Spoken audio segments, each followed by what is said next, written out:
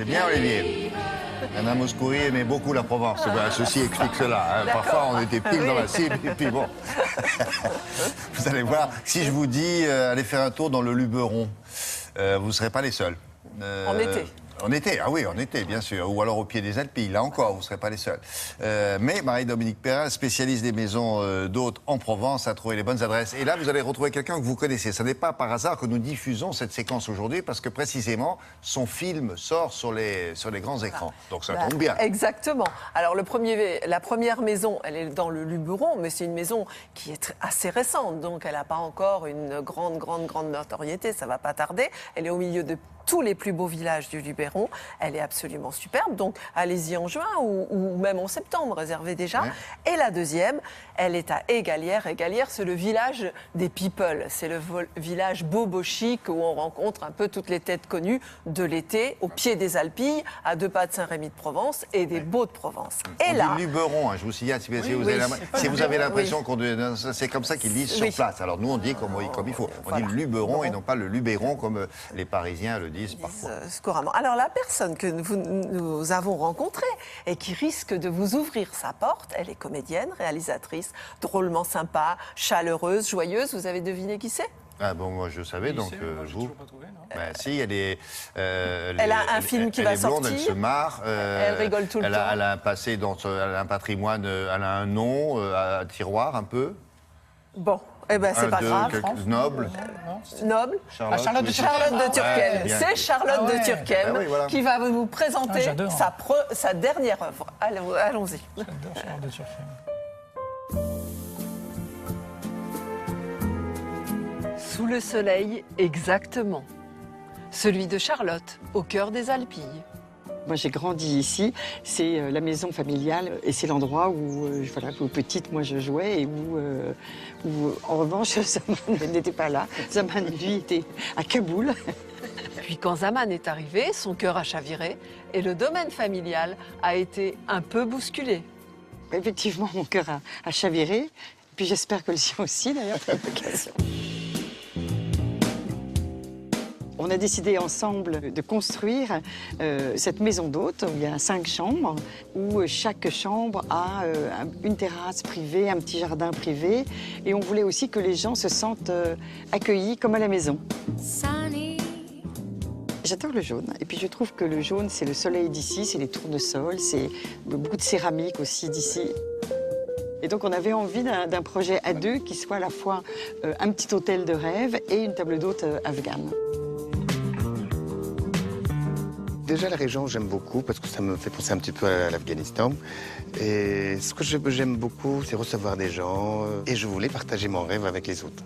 Alors moi, je passe de temps en temps, bien sûr, mais le cœur d'ici, c'est Zaman. Ce qui fait la différence, c'est l'humain, en fait. J'ai fait la déco avec ma fille Clara et on a essayé à chaque fois de mélanger des meubles anciens de famille, des meubles faits par des artisans d'ici et puis des choses aussi très contemporaines, mais on voulait que ça soit chaleureux. En fait, j'ai créé ici l'hôtel de mes rêves, l'hôtel que j'aurais adoré trouver en tournée.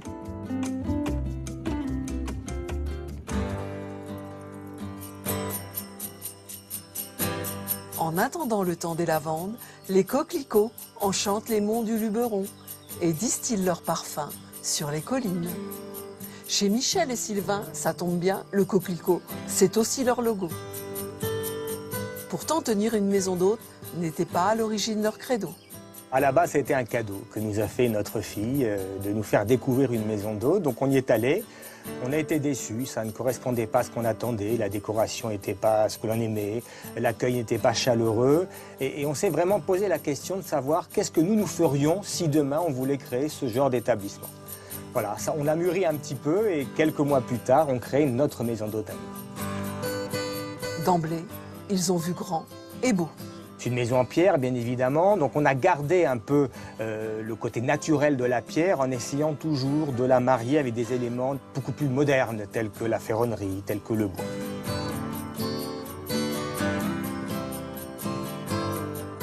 chaque chambre a une âme, chaque chambre est différente, où la pierre est omniprésente. Et on a notamment, en faisant les travaux, retrouvé un vieux lavoir qui date du XVIe siècle et qui est devenu un élément de décoration.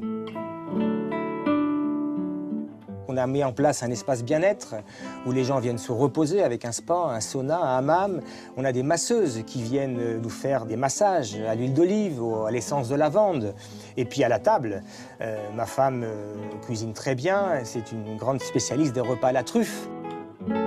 Au parfum des collines, tous les sens sont en émoi. Non, mais à la nuit. Si vous faites du vélo dans le coin, peut-être vous tomberez sur Michel D.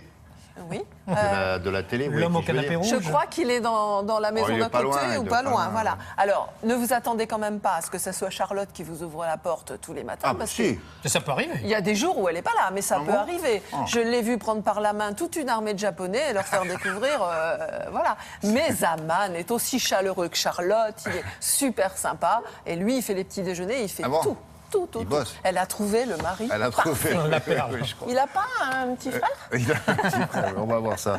Merci beaucoup. Dans l'actualité du voyage, tiens, mais du web avec Julia, on va vous présenter, on vous a présenté des artistes qu'on trouvait comme ça sur la toile, on ne les connaît pas. Et là, ceux-là, c'est une bande.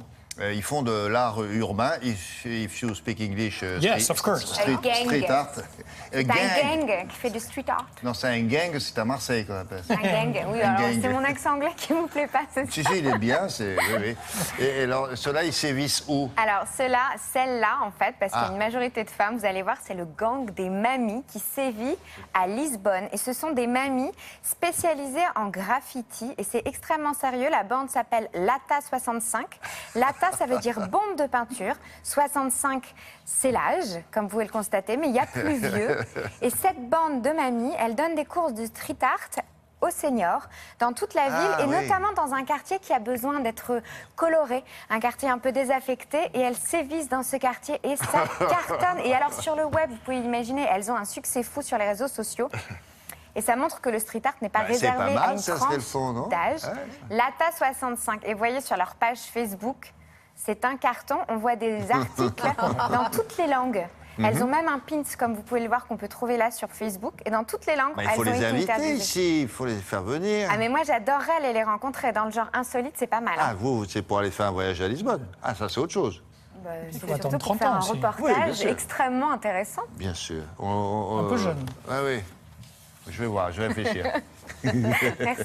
Ouais, à plus tard.